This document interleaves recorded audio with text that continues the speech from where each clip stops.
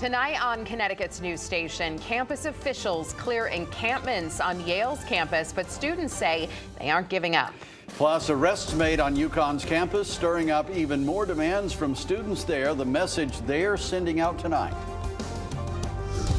I just didn't think about it, and next thing I know, I was running. And two local barbers are now known for more than just cutting hair. They're being hailed as heroes. We'll hear the story behind wild video of a little girl running into traffic in East Hartford and the men who jumped into action. Now at 6, this is Fox 61, Connecticut's news station.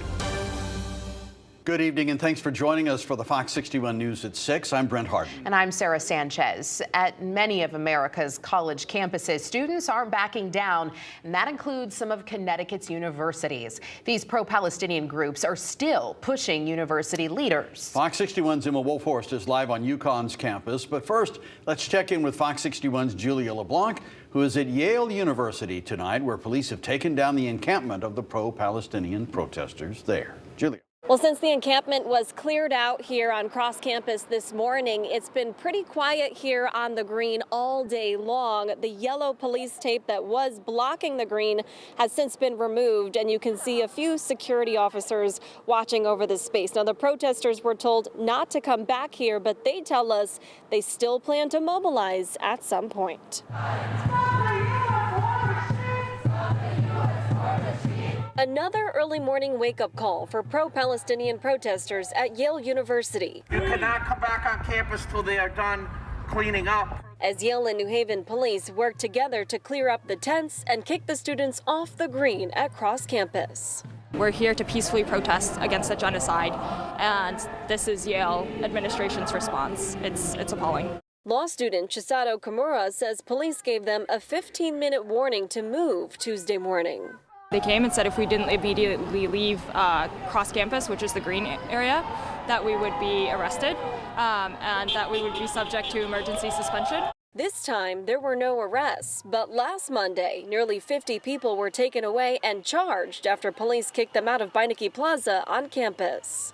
Yale can't silence us. They can send the cops as many times as they want. They can do whatever they want. We will keep speaking out. We are going to keep mobilizing because we know that this is a very urgent situation. Kimura calling this a militant response to their peaceful protests as they push the university to disclose and divest in weapons manufacturing, which they say contributes to the war in Gaza. The New Haven Police Department made no arrests. This is now the third event in a week where, in two of which we had, thousands of people take the streets and block intersections, and we made no arrests. New Haven officer Christian Bruckhardt says the department brought 30 men and women to assist university officers. That was Yale. That's their property, that's their jurisdiction, and they made the determination that that's what they were going to do.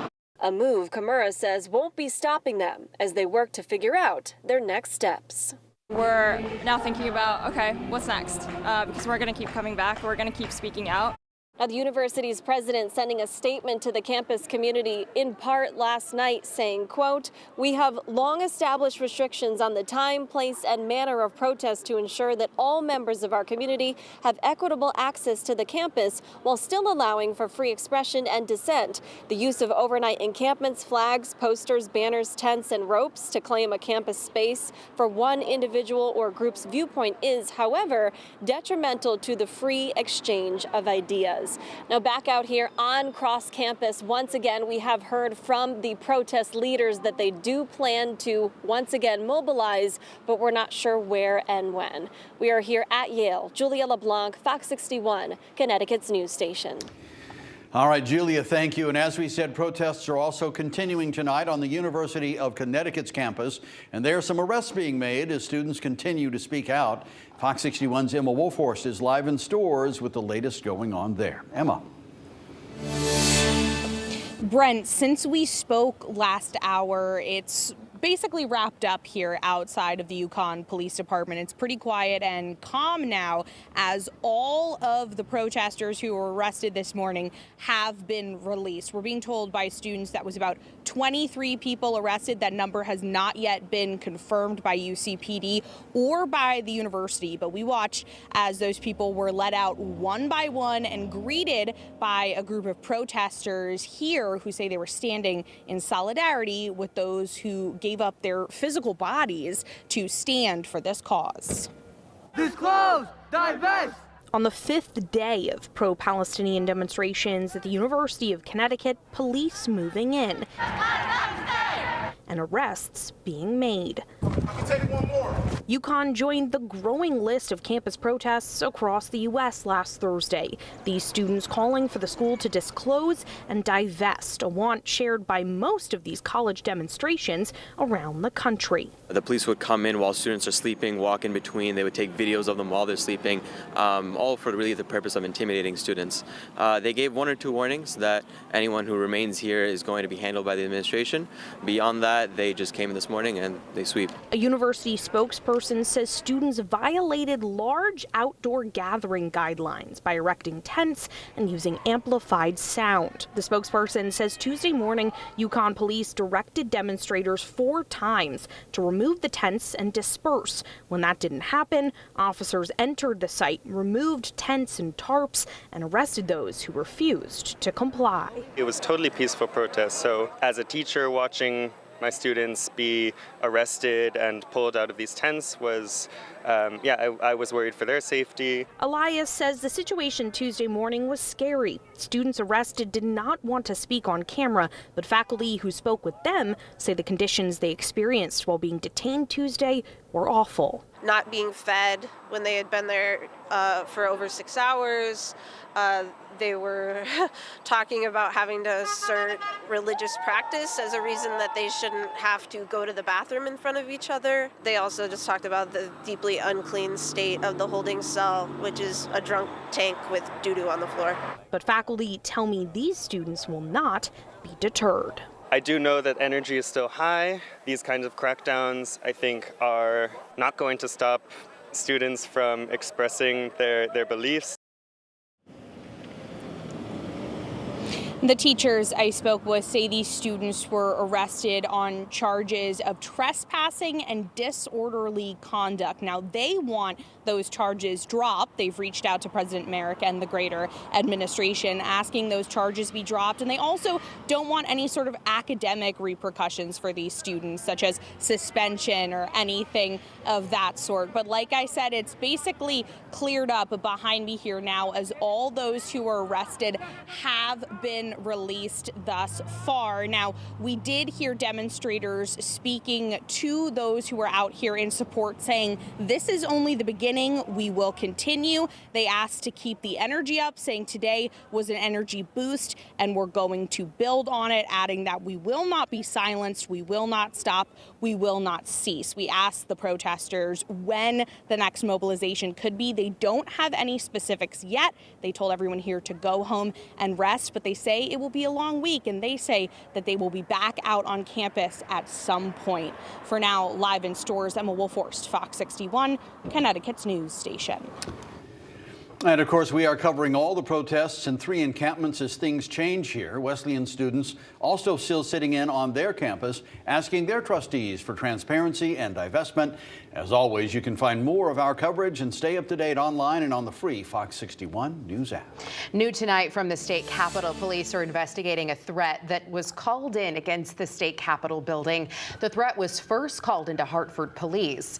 Local police alerted state capitol police and state police. The Capitol complex was put on lockdown. That includes the Legislative Office building. Police did a search of the Capitol grounds and didn't find anything, so the lockdown was lifted.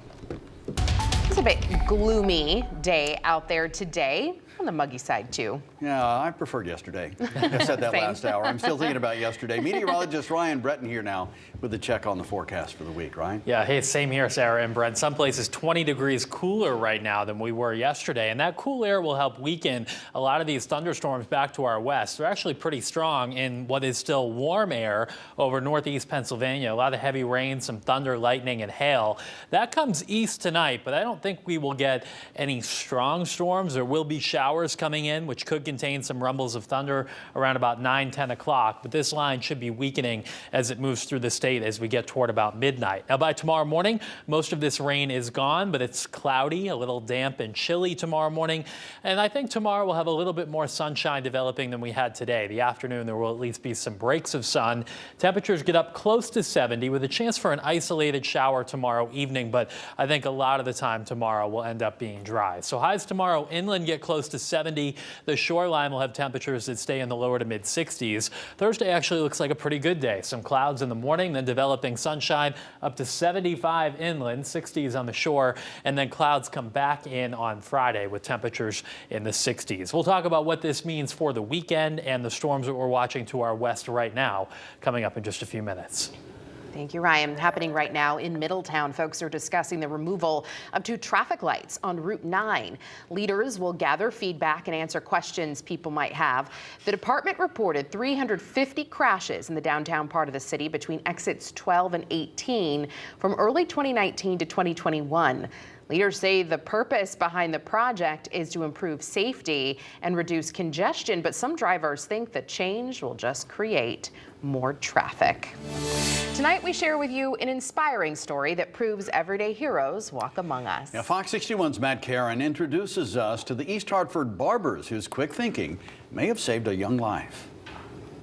Since their inception, Main Street barbershops just like this one have been an institutional pillar of small-town America. And the barbers who work inside, well, they're the heartbeat of the community. For weeks, it's been the buzz around town. It's my community. As a barber, I came here to serve my community. Not all heroes wear capes. I'm glad that there's people here to watch after our community. Osvaldo Lugo puts them on other people. The word hero for me is kind of too big to handle. I think what I did is what any dad would have done. April 10th, it was a typical Wednesday at the Look Sharp barbershop in East Hartford, until it wasn't. I just didn't think about it, and next thing I know, I was running. Osvaldo and his colleague Rafael Santana saw a little girl out their shop window, alone, running toward the busy Main Street intersection.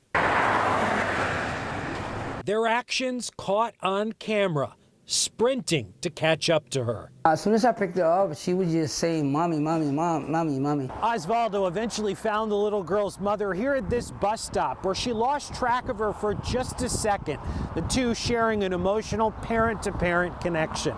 The mom just said thank you, but it was a moment of silence, but it was a beautiful silence, because the way she looked at me, I could tell that she was thankful, embarrassed at the same time. For Osvaldo, it was a moment of personal redemption. He spent years behind bars, absent from the lives of his 3 little girls. I never had the opportunity to be there for my kids. I just went into that mode. Thank God he was there and was paying attention, because I could only imagine if that was my little girl, you know, I would have lost it. Osvaldo and Rafael's actions caught the attention of East Hartford police, who said, thanks to them, a family remains whole. Thankfully, we'll never know what may have happened if Osvaldo and Rafael weren't doing their jobs. I had clients in my chair, so in the back of my head, I'm like, get back to work. And it's worth noting, prior to rescuing that little girl, Osvaldo was a finalist for our Fox 61 Impact Award last November as an unsung hero for his work in the community with formerly incarcerated individuals. Reporting in East Hartford, Matt Caron, Fox 61, Connecticut's news station.